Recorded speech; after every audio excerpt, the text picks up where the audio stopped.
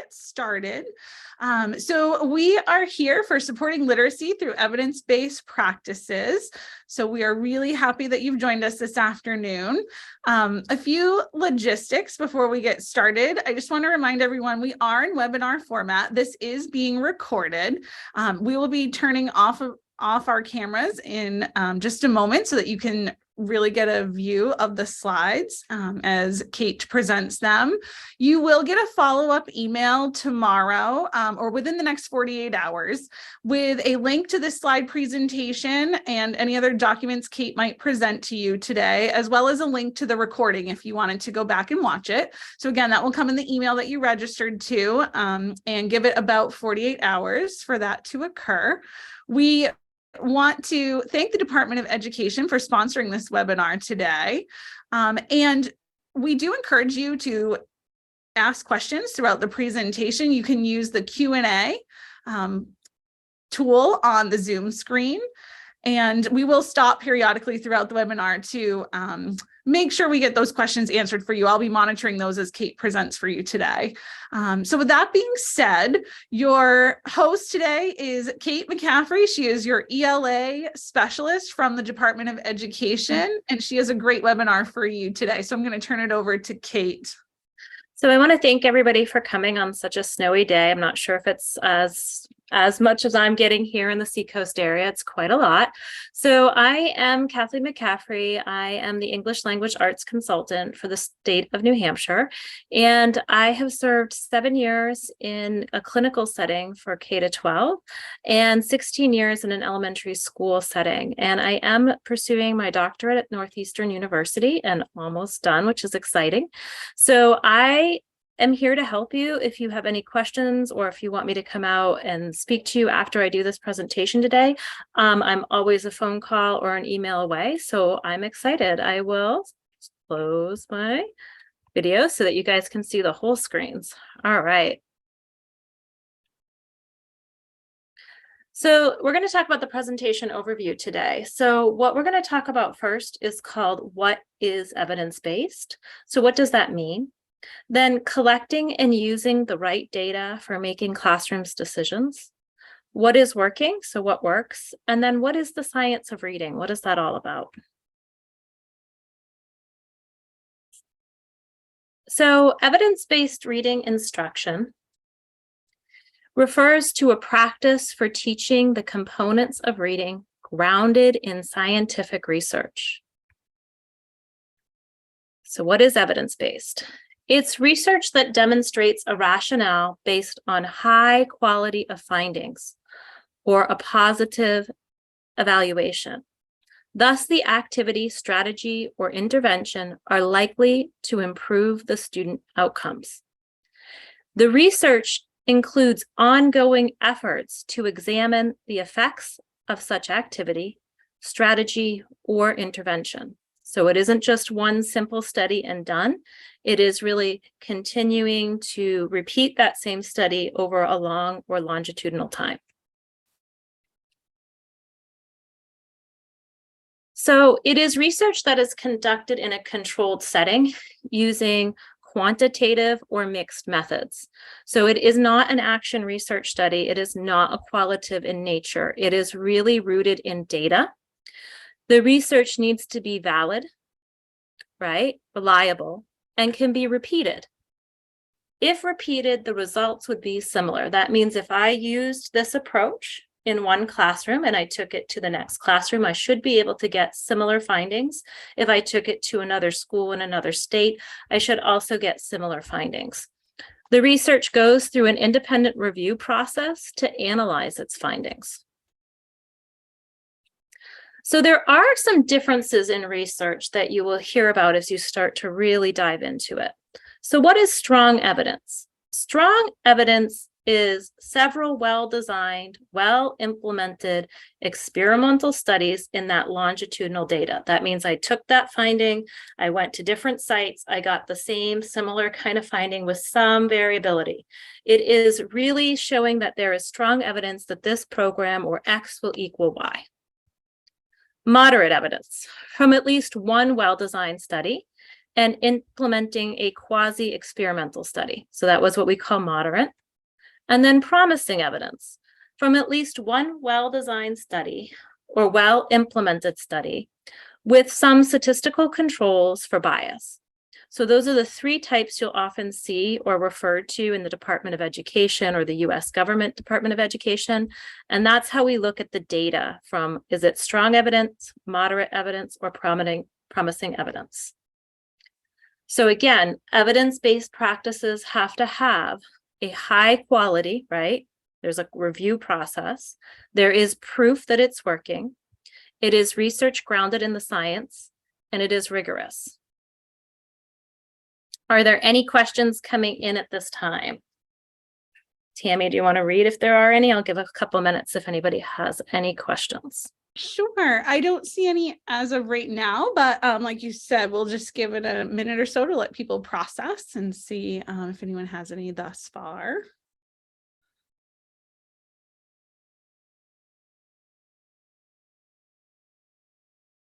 I'm not seeing any coming in, Kate. Okay, so this is my most important slide, and I gotta have to continuously stress this the most. Data sheds a light on instructional needs. So using data or looking at data really sheds a light on what is needed for the students in front of us. So how do we collect the right data? So collecting and using the right data to make classroom decisions.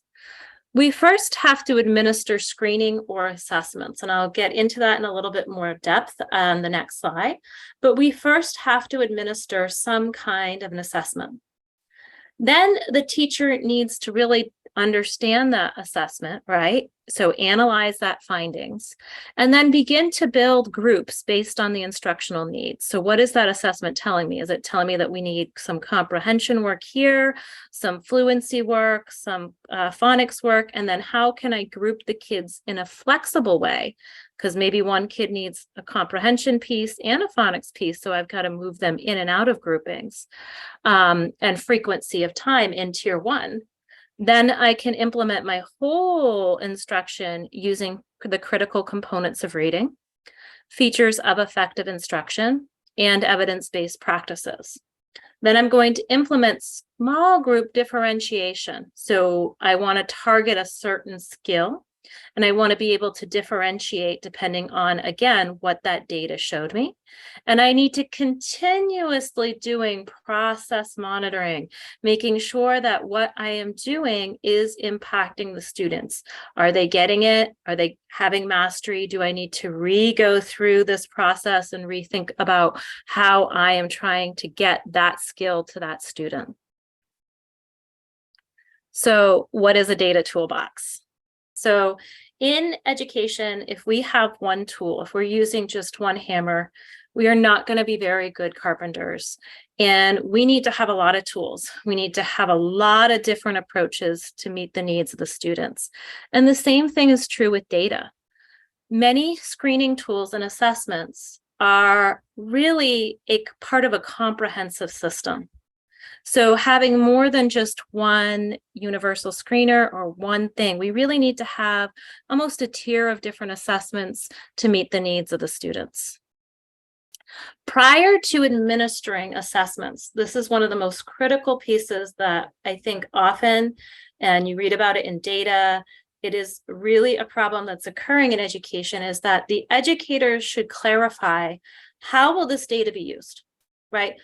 If I'm using the words the way study, how am I going to use that in my classroom? If I don't have a phonics or a spelling program, is that the right tool in my toolbox?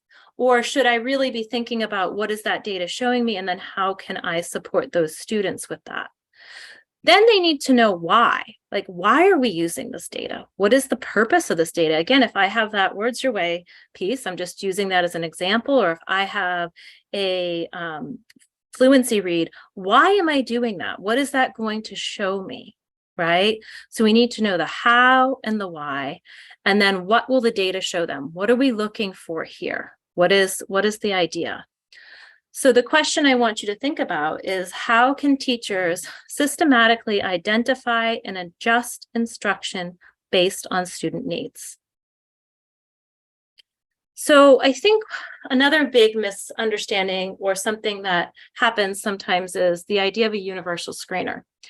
And a universal screener is developed to determine who might need additional screening. It is not designed to tell you what you're supposed to be teaching or how you're supposed to be making your groups. So I like to think about a person who is sick, a child who is sick. What do we do first when a child's sick? We take their temperature. Okay, so a universal screener is taking the temperature or the pulse of the school. It's not telling us what's wrong with the child or why the child's sick or what the child has as a sickness. It's just getting an overall global view of the school or the data. After that is done, and this is something that doesn't often happen. Unfortunately, we give all the assessments all at once, right? We give battery after battery after battery, but you really want to take that first screener, and then you want to begin to develop your diagnostic assessments. So a diagnostic assessment is usually administered one-on-one, and it takes longer to finish because now you're looking for the strengths and the weakness. This is when the doctor comes in and begins to investigate.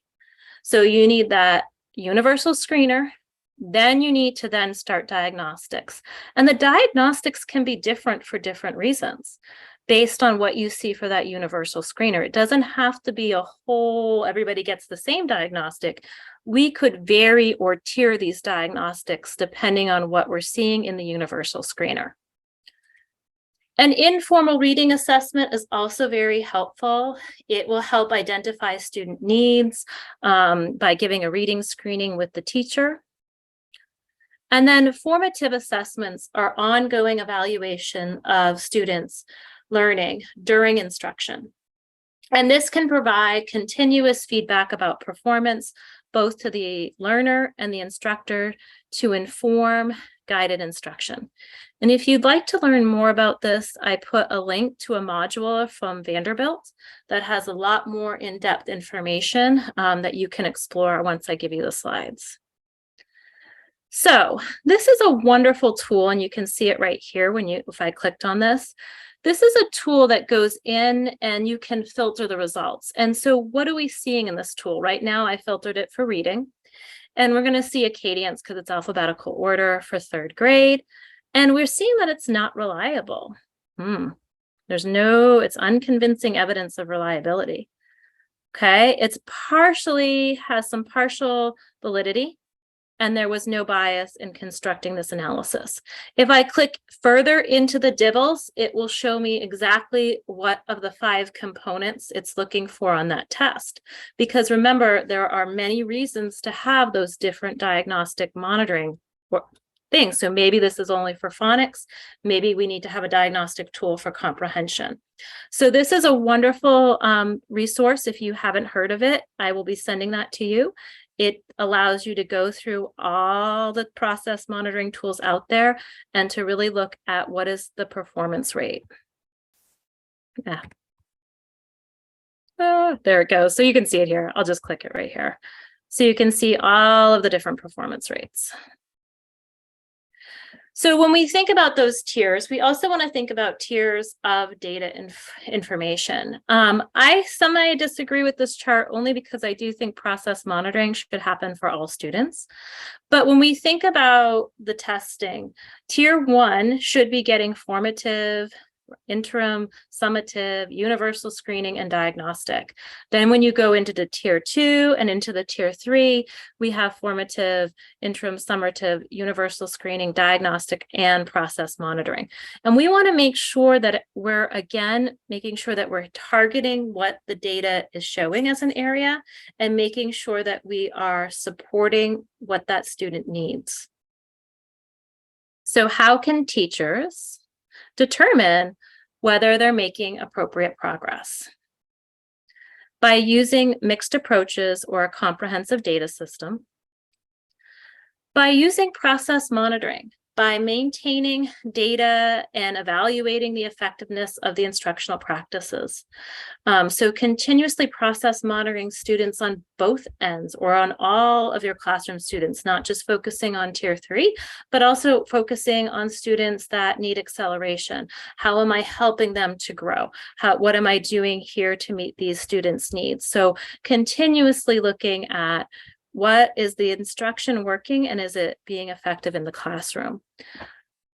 So seminal research and subsequent reviews of research indicate that students whose teachers use formative and process monitoring perform better on a variety of achievement indicators, including reading, than their peers who don't have that. So if the teachers are using evidence and then they're evaluating their evidence and going back to the teaching, it shows that it is working. I encourage data meetings. I think that that is really important to have in your school culture. And I think that there should really be 2 types of data meetings. One really should just be with the classroom teacher, to just look at that classroom teacher's data and to create goals with that classroom teacher. That does mean a one-on-one time with an administrator or a reading specialist or the math coordinator, just to kind of hear what's going on in that classroom. Sometimes you may want to have a whole grade level or a PLC team to look at the data to make sure that you're looking at it from a whole view. So we talk about parts to whole, but really having that time with that classroom teacher is just so valuable to look at the data and what it's telling you. And some questions to think about is, what is the data telling us about the student? What assessments would shed more light on the strengths or weaknesses for the student? What interventions can we use to support the student?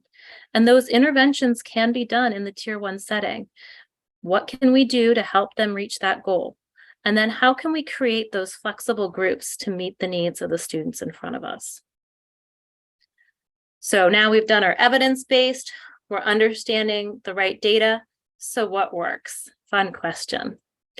So in 1999, the Congress asked the director of the National Institute of Child's Health and Human Development, in consultation with the Secretary of Education, to convene a national panel. And this panel was really going to research the effective approaches for teaching reading.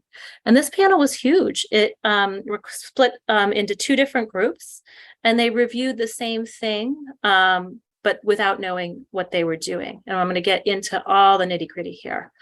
But there are 5 main components that came out of this. First was phonics, understanding the sounds that are made up of the letters, and not just vowels. We need the vowels and the consonants. We can't just always think about the consonant and the short and the long. We need all the consonants that are coming together and how those work with the vowels to make those words, which goes into the phonemic awareness. So the phonemic awareness is being able to put the words together, segment and blend. So cat, right? Then we need vocabulary. So vocabulary is understanding what the words mean. Fluency is how quickly somebody reads across the page, but sometimes fluency gets confusing because sometimes people are giving timings on new skills or things that the students don't know. Fluency should always be a measure on what the child knows, or maybe one or two new things. It shouldn't be something that is a cold, unless you're doing one cold read, but it should really be grounded in building up the skills that they know. And then comprehension involves knowing all of those, right? It's encompassing understanding what the story was about, understanding why we're reading, what is the meaning here. So what did the national panel do? Well, it conducted one of the largest meta-analyses of literacy research available. And those 2 teams really read over 100,000 studies, right? And they were doing it against each other, so then they could review what both of the teams found. It established a criteria for reviewing all of the literature, and it identified the effective instructional reading approaches to determine reading readiness and applying it in the classroom. It determined the most effective evidence-based methods to teach children, and it continued to suggest an additional plan to continue to do reading development. So maybe it looked at that study and said, oh, the study needs to go through a little bit more in-depth review. So it had plans tied to it. If you click this link, you can learn more about it. It also held public hearings where people could give their opinions. So let's talk about that criteria here. It started in 1997, but it didn't finish until the 2000s. And the criteria was, you can see it in the first chapter of the national panel. It really wanted a scientific approach. It wanted to know who are the participants, what is their age, their demographics, their cognitive, their academic, and their behavioral characteristics. They wanted to know the intervention, describing in detail how to do it so that we could replicate it, right? We want to make sure that we can replicate the study, the methods that were used, right? And really describing the outcomes, what was the data outcomes. And if something didn't fit this criteria, they kind of removed it and kind of went on and continued until they could find everything that fit that criteria. So how do we know when we pick a program? Well, there is some tools that are available for schools, or if you're looking at picking materials, there's What Works Clearinghouse, and there's evidence at SSA, which was created by Johns Hopkins University. And there is a curriculum guide that is created by the Reading League that shows you how to go through your current curriculum in order to find some gaps. And those are just some tools that are available. But really, when we want to ask about, is our curriculum working, we want to know, what is that data telling us? Where are the gaps? There is no perfect curriculum. There's going to be something that we need to supplement or something that we need to do to meet those needs. Are the curriculum decisions being made on evidence? Are the curriculum decisions having the expected outcome or effect on the students, right? Is the professional collaboration on students and curriculum priority? Are interventions and practices for instruction based on evidence? Are the intervention practices having the expected effect on increasing the student outcomes? Is there an evidence-based assessment screening system that we should employ? Is the assessments looking at all areas of the literacy instruction? Is it looking at all 5 of those components? Or is the assessment only looking at one component, comprehension and reading? Is there a clear understanding of why the assessments are being used and how? And do educators know how to differentiate the curriculum to meet the needs of the learners based on the data? And do the interventions used fit the needs of the students in front of us? So those are some questions I would ask at a data team meeting or to be thinking about. Are there any questions now, Ms. Tammy? I do not see any right now, Kate, but we'll just give like 30 seconds for people to process and see if they have a lot of evidence, I know, based instruction. But I'm always happy to help come out, visit schools, or answer any questions if you want to call or email after. Okay. Yeah, so I don't see any, Kate, so I think you're good. We're good. All right. So what is the science of reading? So the science of reading is based on 5 decades of evidence-based research on how to effectively teach reading and writing. And there's a lot that's coming out on the science of reading, and a lot of it can sometimes be confused on what the science of reading is not. So it is not an ideology or philosophy, and it is not a trend, fad, or pendulum swing. I'm always hearing, oh, the pendulum swinging back again, or the reading wars. It's really not quite like that. And it's not really a political agenda. And it's not really a one-size-fits-all approach. In fact, the science of reading, again, takes that data approach and then matching the needs of the students based on the data. It's not giving everybody the same approach. It's really trying to differentiate to meet the needs. It is not a program or instruction. I know that people are trying to go out and buy the science of reading. It's not quite like that. And it's not a single component instruction, just phonics. That's what we're hearing everywhere. Oh, it's just phonics. It's just phonics. There's much more to it than that. And I think those are some things that we're hearing a lot in questions on what is the science of reading. So when we talk about the science of reading, we do have to study the neuroscience. We have to understand the brain, and that can be complex. So we need to understand what orthography is and where the orthography section of the brain is coming. We need to understand phonology and how that impacts the somatics, the sentence structure, the vocabulary, the attending. All of these are at play when we're teaching reading, and we need to know how to meet, again, the needs of those students in front of us. So the science of reading consists of 5 main components. I did put alphabetics in here because that is one of the building blocks. We have phonics, again, letter and sound combinations. We have phonemic awareness, but it doesn't just stop at letter and sounds connections to read. We're talking about breaking apart words. We're also talking about spelling words. And I'm going to talk more about where we go with phonemic awareness and phonics in the older grades. Vocabulary is understanding what words mean. Fluency is the speed. And then comprehension is understanding what you're reading with depth of knowledge. Science of reading does require depth of knowledge. And these are all evidenced in that national panel report. So the first area is that phonics piece. So we need to be able to know all of our phonemes in isolation, all of our sounds, our consonants, and our vowels.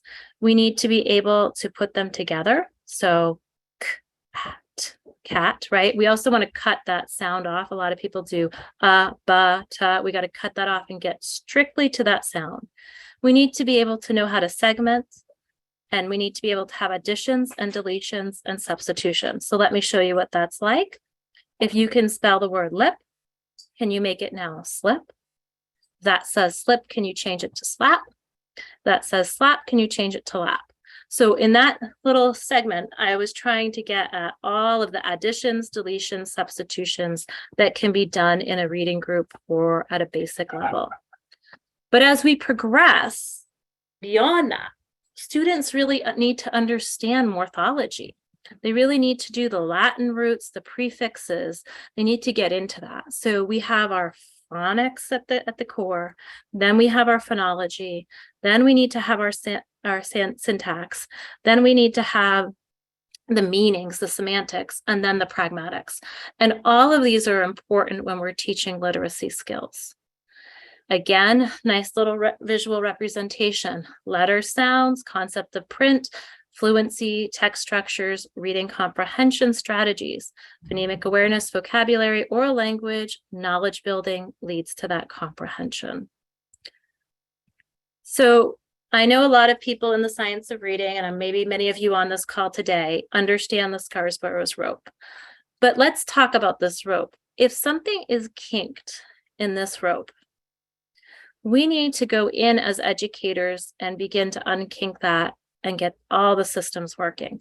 So again, if our data is showing that one of my students does not know decoding, that's the ability that I need to go in and start supporting that piece so that I can get to the fluent reader.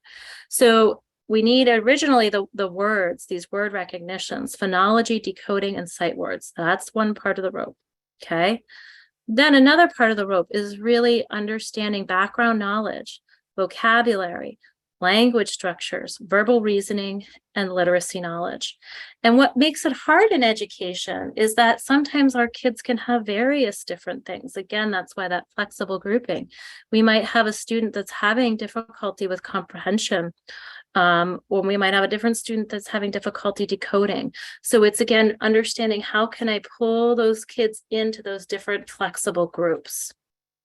Now, the next Scarsborough's rope is a little bit of a modification, and I like to show it because it's going even a little bit further in depth.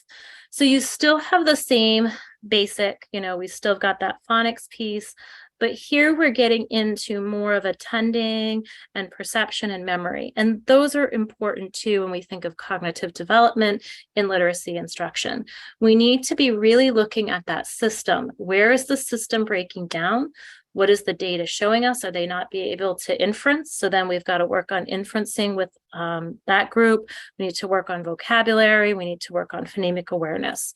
So think of a hose. If the hose is kinked, we're not going to get a huge flow. We're not going to be having proficient readers. Yeah, my mouse. So the science of reading is not just phonics. It is encouraging and modeling and supporting complex texts across multiple disciplines, which leads to improving reading comprehension. These are the building blocks and the keys to success. And our goal is to provide students with a solid foundation in literacy skills. So explicit instruction involves telling the students what they're going to learn, why it's important. That sometimes we forget that. Why is it important to learn this skill today? We need to have guided practice. I do, you do, we do, you extend, right? We need to have individual practice. We need to have feedback and process monitoring. This is a video that you can watch at your time. It is from the University of Florida on what is the science of reading. Sorry, it keeps clicking that way.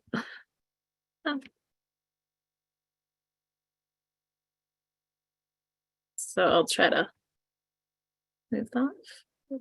So when we think about that building block, we need to think about each one of these as a piece. So we need to provide students with the proper tools and foundation to support their learning. Those 5 areas, we need to be able to do that. Then we need to model and demonstrate how to make strong connections, summarizing, drawing inferences, critically thinking about the text. We need to support various text structures, fiction and nonfiction, author's craft, critical thinking, and literacy. We need to have that higher thinking skills. We need to build the knowledge across the fields. We are in literacy. We need to be talking about social studies, science, and literacy, giving them background, vocabulary, all to make them better readers in the content area. And really, the most essential piece is students can only gain this foundation when the curriculum is intentionally structured to develop rich content knowledge across the grade levels. So again, science of reading is not just stuck in that phonics world. It is really thinking about how we become critical readers and why we are reading. We're reading for a reason. Science of reading does encourage the DOK levels. So are we at DOK 1, which is who, what, when, where, why, and how? Are we asking those comprehension questions at a 1? Are we going to a DOK level 2? I interpret, infer, organize, display, compare, determine. We should be exposing students to that through Venn diagrams or writing or discussions with literature. We need to begin to generalize, make deeper thinking about the text, right? Compare various text structures, knowledge of the passage, make inferences and connections. Are we expecting children to do that? Are we asking them, can you compare the story we read before? How did we have that prior knowledge? What is happening there to what we're reading today? Is there anything similar or different? And then we really need to have them extend and integrate their higher order thinking skills with creative projects, project-based learning, reflective thinking, and really kind of building on each one of these layers. So I want to thank everybody for attending.